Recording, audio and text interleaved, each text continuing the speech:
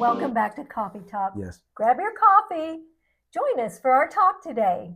And we're still in our different location. We're still in Florida. We're Keith and Terri. We Yes. talk all things retirement. We share our retirement travels with you. We are filming these from our son's house in Florida. Yes. As we are dog sitting our grand dogs this week. Unfortunately, it's mid 80s and we're just, someone's got to do it. We got to, go outside in the sun and enjoy the sunshine. And back home, they're having temperatures in the high 30s, and here we are in about 82, 85 today. It's a rough job, Yep. but somebody's got to do it, right? So grab your coffee. Yes. I've got frozen cappuccino today from Wawa. Yeah, I went to Wawa also. I just got regular black coffee, bold. So today we're going to talk about a subject everybody has to deal with. Every year. And we don't have a script. We're just going to go for it. Yeah. This personal experience Yes. time here, time to get things off our chest. They say the only certain things in life is death and taxes. Taxes. You know what we're talking about.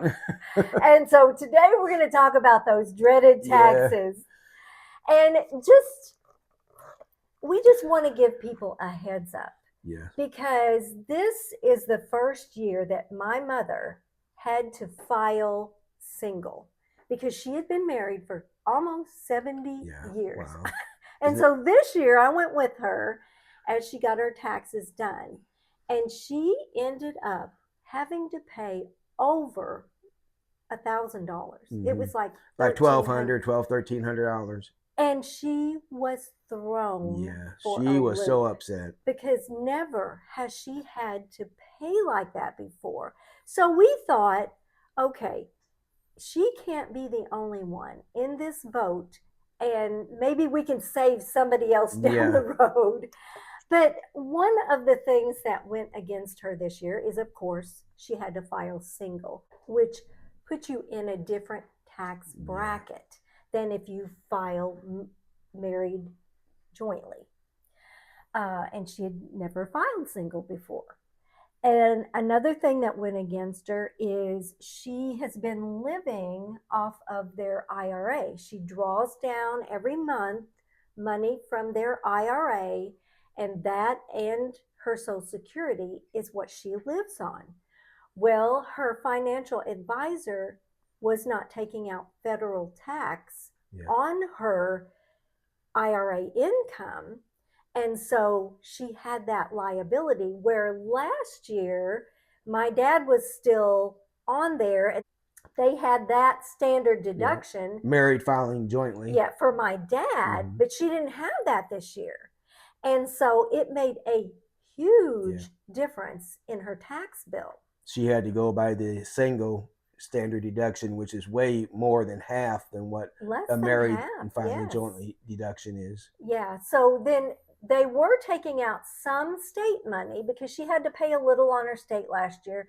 So they started taking some state money out, but still this year she owed a whole lot on her state as well. Yeah. Another thing that had gone against her is that she had several CDs. Well, interest rates were really good last year. 5 to 7%. So she made a lot of money on the CDs that she had. But what she did was, whenever the CD came due, she would just reinvest it. She never got that money out. But yet, that was income for her. Yeah. And so she had to pay taxes on that income. On that interest. So that was another thing. So, I mean, there was just all these things combined. It was like the perfect storm. Wow.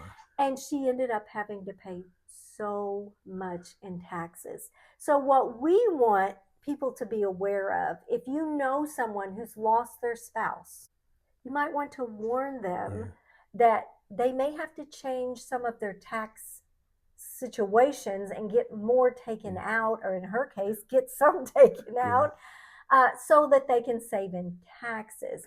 And one thing that the tax people told us about, and we even talked to her financial advisor about, is that she could do, instead of taking all of what she needs per month from her IRA, she could take a portion and have that put in her checking, and she could take the portion that she normally gives to her church and they could write her a check to give to her church, and that would be a qualified distribution, so she would not have to pay tax on that money. So she was reluctant to do that, but he said, we'll make the check out to your church, we'll give it to you, and you can then take it to your church, but then you don't have to pay taxes on that. So, it was like, say, for instance, if she was getting $2,000 a month every month, she could now, instead of getting the 2,000, she would get a check for 1,500 a month, and then 500, they would write a check to her to give to her church. So she's just paying taxes on the 1,500. So that's a significant savings. I mean, she was going to do it anyway. So why not pay tax on that money that you're donating to a charity? It can be any charity. So that might be a way that you can reduce your tax liability, is have that, if you are receiving money from your IRA, have them make a portion, whatever you're going to give, a portion out to the place you want to give. It can be the American Red Cross, any place that's tax deductible, and you can still receive that. You can give that to the place yourself, and you don't have to pay taxes on that money. So it's a big, significant thing. So we did get that changed for her, and hopefully next year she won't get double whammy. It was like punch, punch, punch. And she was thrown for an absolute loop, because who would have thought? Last year, my dad he passed away in April.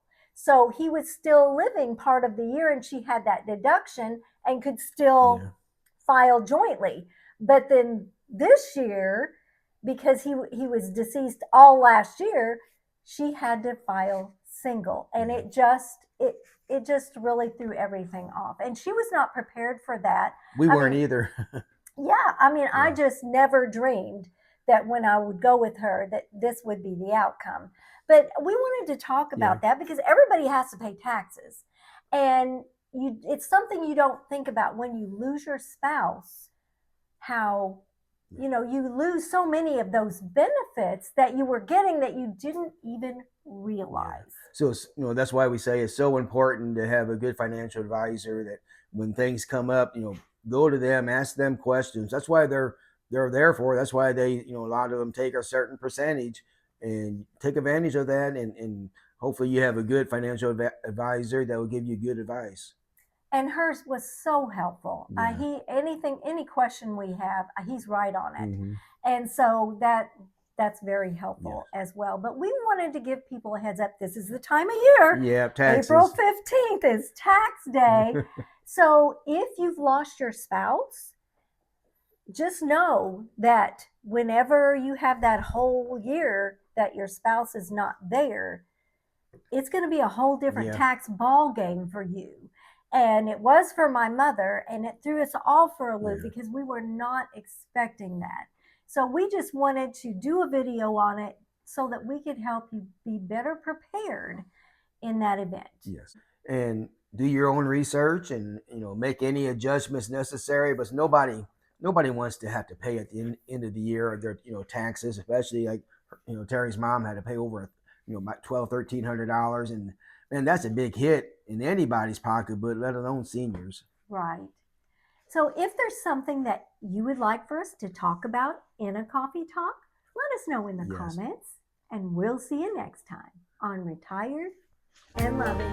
If you'd like to see more of our videos, click the video that just popped up on your screen.